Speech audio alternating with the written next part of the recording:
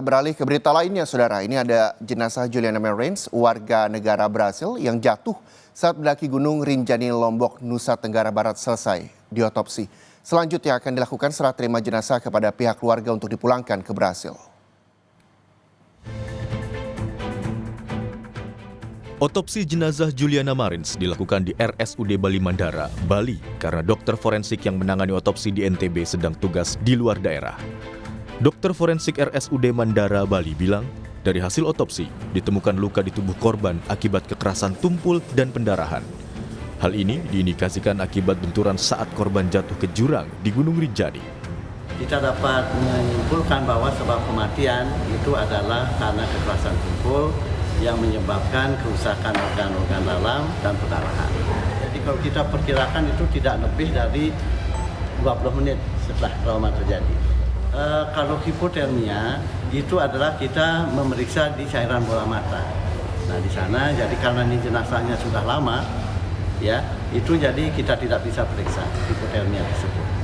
Tetapi kalau dilihat dari luka-luka yang ada dan pendarahan yang banyak, itu jadi hipotermia bisa kita singkirkan ya. Sebelumnya, proses evakuasi jenazah Juliana Marins membutuhkan waktu beberapa hari.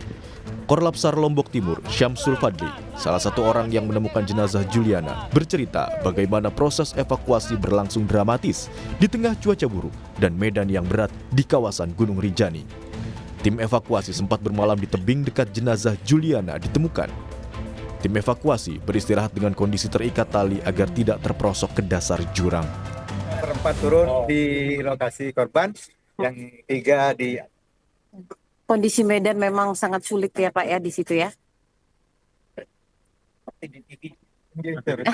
Pasir, batu lepas.